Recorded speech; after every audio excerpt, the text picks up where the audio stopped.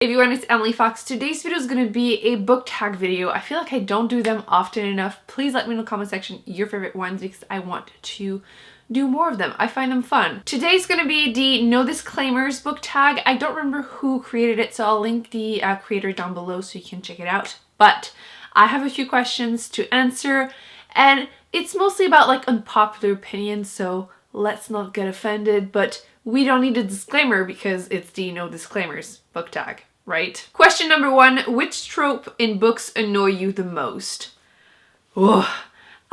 So many of them. There's no way I can only choose one, let's be real. The ones that pop into my head are definitely like love triangles, the whole like not like other girl, the female character being there just to be a goal for a male character, being very one-dimensional, so obvious and it's been overdone so many times type of thing.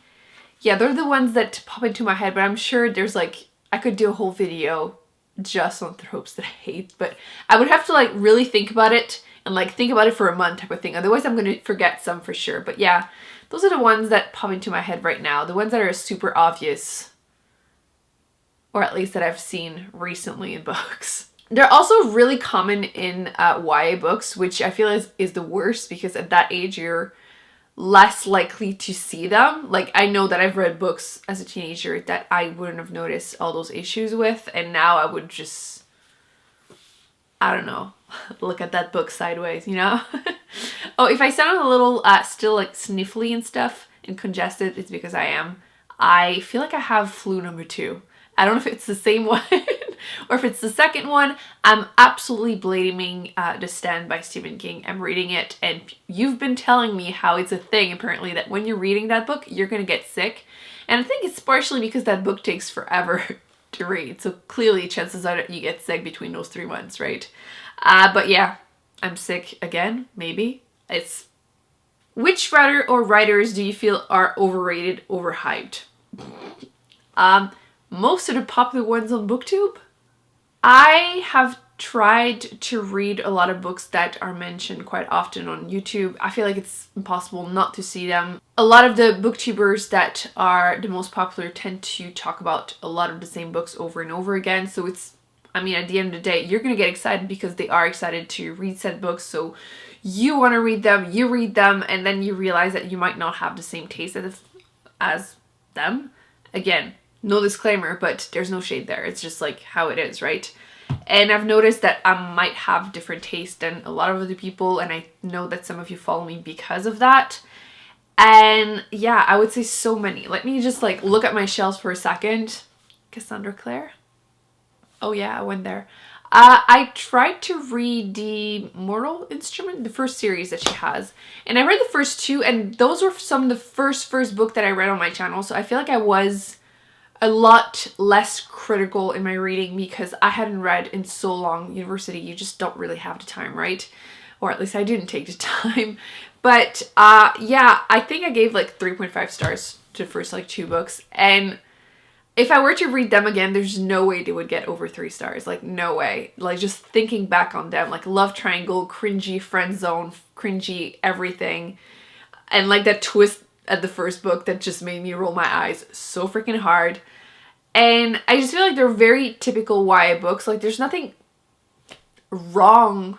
Well, there are a few things that are wrong, but like teenage me would have been probably liking them, but there's no way I would think they're worth all the hype they've been getting. There's no way. Yeah, I still have them. They're like right up there on top of the bookshelf. They don't even deserve to be on the shelf. I just don't have enough space.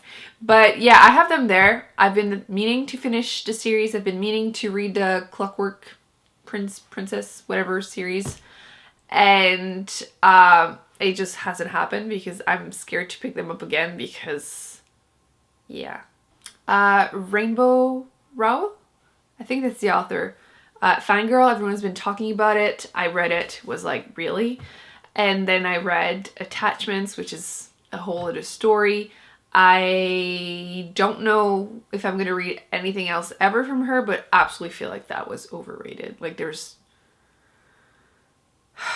yeah, overrated for sure. Let me check on my Goodreads. Who else can I offend? I mean, can I say that about an author if I've only read one of their things and don't even know what else they came out with? Like, I feel like I can't really go that far. But yeah, those are the main two right now that I'm thinking that so overrated. Oh, how did I forget? Sarah J. Maas. I read A Court of Thorns and Roses. I think that's that's the first book in that series. And I mean, I've been very vocal about my opinions on that series. And there's a Throne of Glass one that I've been meaning to read, and I will be reading at least the first one. But I already know / feel that the author is overrated. Again, it's YA stuff, so it's not like like some people might think, oh, Stephen King is overrated type of thing. And then no one would be looking at them like, oh, it's because it's YA, you don't, you know. See, I'm already justifying my thing, but like, I feel like whenever you have those type of opinions, people tend to like be like, oh, YA, you should just not read YA type of thing. But no, it doesn't work that way. I still think they're overrated, even if they were targeted towards adult. It's kind of cringy for me, and it's very repetitive. It's very stereotypical. We'll blame it on the flu. Wow. I can't even say it in French. Words, you know what I mean? And it's very like repetitive. It's just so cliche, so yeah, overrated. What are your least favorite books you've read since joining BookTube? Actually get excited because the end of the year is approaching, and those are some of my favorite videos to film. My best of 2018, my worst of, well, whatever years. And yeah, they always get a very love-hate response. And yeah, I'm excited for the next one. But from what I can think of, within the last 2.5 years now, almost on BookTube, my least favorite ones would have to be, first off, I just said Rainbow Rowell. Attachments by her, which I think I still may have on my shelves because I had decided that I was being a very petty person and that I resented the existence of that book so much that I was keeping it to be petty. And I don't know if I kept that promise or not to myself, but yeah, it gets to a point sometimes that you hate a book so much and you're mentioning the bad things so much over and over again that it becomes almost like a caricature, like your review is becoming extreme. And then I feel like if I were to reread it, I would still hate it, but maybe not to that extreme. But you know what? I'm okay with it. I'm like aware of it. So just be aware that sometimes like worse stuff become very extreme. But yeah, that one, and there was that the other one, what's it called? Something of The Unbecoming of Mary Dyer by Michelle Otkin. That book was, the worst part is that it's not like a 1-star book. I gave it, I think, 2.5 maybe, because there was potential. It's like a paranormal type of book, which I never read. But my issue is that it contained all, and I mean all, the stereotypes of YA books that I absolutely hate. The whole like, you're not like other girl. The guy literally freaking says that to the girl in the book, and I was like, wow, I didn't think people all like still said that stuff, and well, in books. And like, she hates on the pretty girls the first day in school, and like there's so much shit like that is just so bad that it's funny. But at the same time, there was some potential. It's just that overall it was like one of my least favorite books / one of the ones I enjoy bashing the most. An unpopular opinion would have to be Uprooted by Naomi Novik. That one just didn't click the magic system. I always describe it as being like, ooh, the magic of the forest and long phrases. Wow, that's French. Phrase. The long sentences that make no sense and blah, blah, blah, blah, blah, blah. Like, that's how it felt reading it, and it's just not my jam. But again, no shade if you like it. What else did I hate reading? Oh my god. One of the first books I read was Harry Potter and the Cursed Child. Like, when that came out, that's when I started my channel. And obviously hated it. Who didn't? Well, most of us did. And those are probably my like most hated one that I can think of. There's a bunch more, but you know, those are the ones that are popping in my head right this second. I think I've been pretty open with the books that I dislike. I have like no shame in disliking a book because I understand that just because I didn't like it doesn't mean you won't. So I try to always mention exactly what bothered me and what was good, so you can decide if that's the same thing for you or not. Like, I've had some of you being like, oh, you didn't like this, but that's why I picked it up because, for example, romance is my thing and it's not mine type of thing. Number 4. A terrible ending that ruined an otherwise quality book. That's actually a pretty good question. I feel like the easiest way for me to answer would be like Stephen King in general. I am really intrigued by his books. I feel like they have always a ton of potential, but he sucks at endings. And he even said it himself, so it's not like me imagining things, and I know a lot of you feel the same. But I think the least bad of his ending that I've read was Pet Sematary. I feel like that one was okay. The worst one would have to be probably, well, it's not the worst one, but the one that hurt me the most, because it's my favorite book by him so far, is The Long Walk, which actually, let me grab it, because I should grab the books. It's more fun for you to see the covers. This is the one, The Long Walk. Technically this one was written under Richard Bachman, but nowadays everyone knows Stephen King. This is my favorite book by him. It's different than his usual style, so whether you like it or not, just be aware of it. But yeah, I was at the end and I was like, really? That's the ending? Like, obviously no spoilers, but like, I'm always getting the question, which book should I start by him? This one. It's my favorite one. I recommend it. Another one that I hated by him would be It by... I feel like I've been very vocal about that one too. There's that scene towards the end that I don't want to spoil it, but if you want to spoiler, I mentioned it in my most disappointed books of 2017. Yeah, there's a scene that's just disgusting, and not in a like, ooh, it's gross. No, it's like disgusting. And even the ending, I was not impressed, didn't like it. So yeah, I think if I were to like rewrite books ending, it would be probably is in general. But then I feel like there are so many books that like I think are worth it just for the ending. It's like kind of the opposite of this question, but like authors like Brandon Sanderson, his forte is the ending. Like if you're not feeling the book, still finish it. Like it will blow your mind. Question number 5. Which fictional character do you wish were not killed off? There's no way I can answer that without spoiling stuff. I'll just mention like the books and you'll know. Well, Harry Potter number 6, but again, it makes sense, but still hurt me a lot as a kid. Definitely scarred for life. Actually, Brandon Sanderson, the first Miss Bourne book, that character that dies, really, that one really hurt too. Yeah, those are probably the main ones I can think of. I'm sure there are plenty other ones, but again, I can't answer that without spoiling everything. Can I do the opposite though? Can I like mention people I wish were killed off?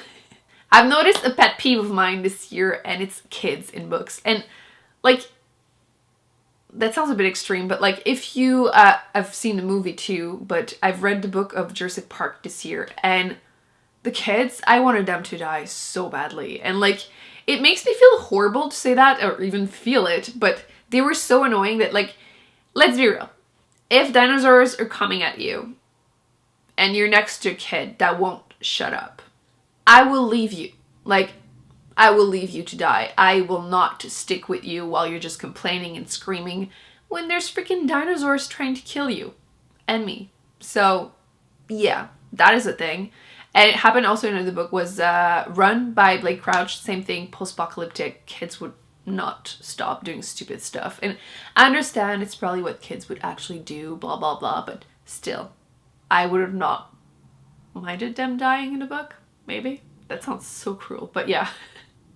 Question number 6. What are some of your bookish pet peeves? And I'm not sure what's the difference between the tropes that annoy me and the pet peeves. I'm assuming it's like not the book. It's more like, I guess, the people or something. Or the fact that like publishers tend to like switch the covers in between. That's so annoying.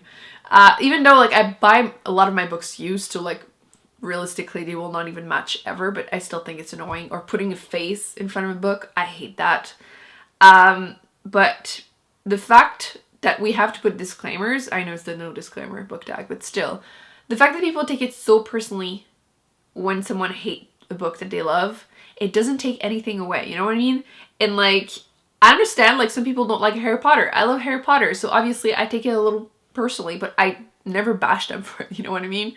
And sometimes I get comments of people being like, I can't believe you hated that book. You're gonna ruin it for everyone by like saying that stuff. They're not gonna want to read it, blah, blah, blah. And I'm like, this is the point of this channel though. Like, this is me sharing my thoughts and then letting you decide what you think. It's very rare that I say like, this is complete trash, never read it type of thing. Like, I don't think I've ever even said that. Well, the trash part, yes. The don't read it, no. But like, yeah, I mean, you watch me for a reason. Usually it's because you have similar taste or you just believe me, trust me, and I don't think I have that power over all of you. I don't think so. But yeah, that's definitely one of my pet peeves too. The fact that people take it very personally on the internet, but again, it's the internet. On my beauty channel, it's the same thing, right? I get insulted for the color I wear on my nails. So it's gonna be the same thing with books since people are so invested in them. But yeah, I think the fact that people take these things so personally and the fact that covers changes and stuff, really, those are probably my biggest one I can think of. Let me know, by the way, like all of these questions, I want to know your answers because I'm sure I'm going to read your answers and I'm going to be like, yeah, I should have mentioned that because that's a good answer. If that happens again, I'll blame it on the flu. Number 7.